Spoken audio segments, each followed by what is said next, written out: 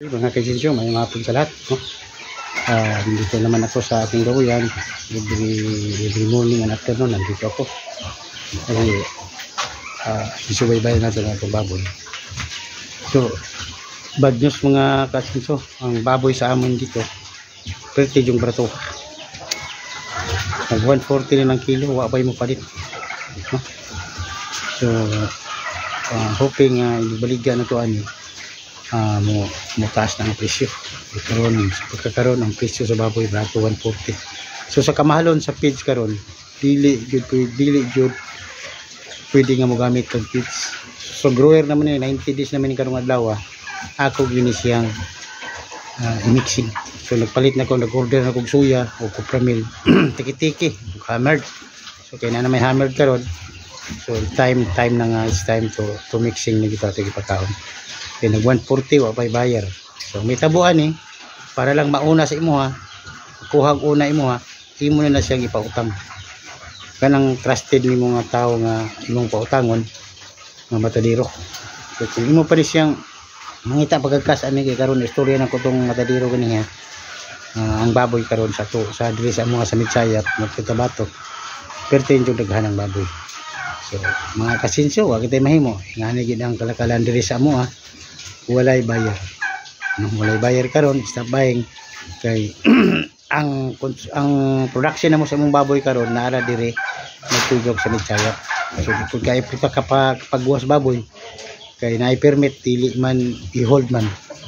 So sa pagkakaron ang among baboy, among buhi, among kaon. So kung daghang baboy nang muhi, walay makaon, bagkat ang presyo. No, wala kita laing mahimo mga kasinso. So sayang 90 days na nasa 60 kilos ang kani kong baboy. So maabot akong suya, nag-order ko ganiha. Ako na lang siyang mixing. Force na ako mixing. No. Okay. Kung dili natin i-force ng mixing, ipakaog mixing, wala kita. Wala sa kasinso. So karon mga kasinso, atong tanawon ang kong baboy, kung sa nakadako. So sadly kayo kay sa amin nato nga walay bayar karon, no? So kung walay bayar i-mixing na to, no? So ako medyo nang i-mixing siya kay wala pa man karon na namin kuan ako jud i-mixing. So kung baboy niya na kung baboy karon ano ni siya karon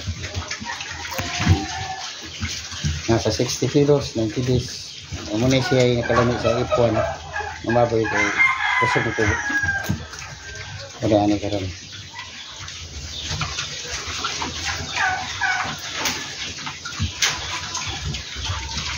So kaning baboy karon dili na gini siya dili na gini mataas kay overproduction sa mga karon wala may lang unta kung naay makuha kay Visayas na igyo mo daw ang Visayas kung naay maka-deliver dito ayos lang may makakuha sa mga diri.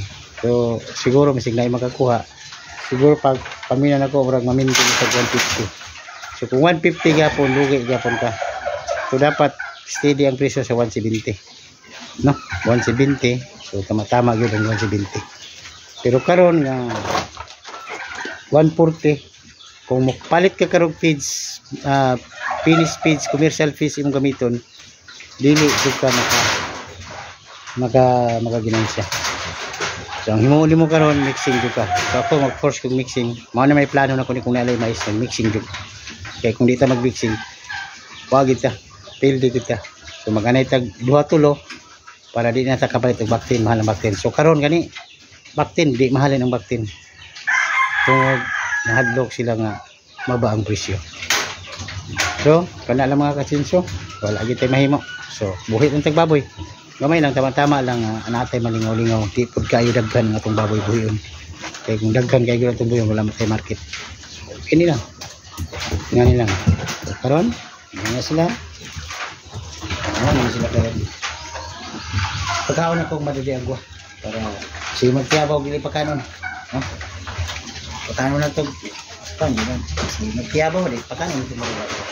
Okay. Yan po mga kasinso. Thank you sa lahat.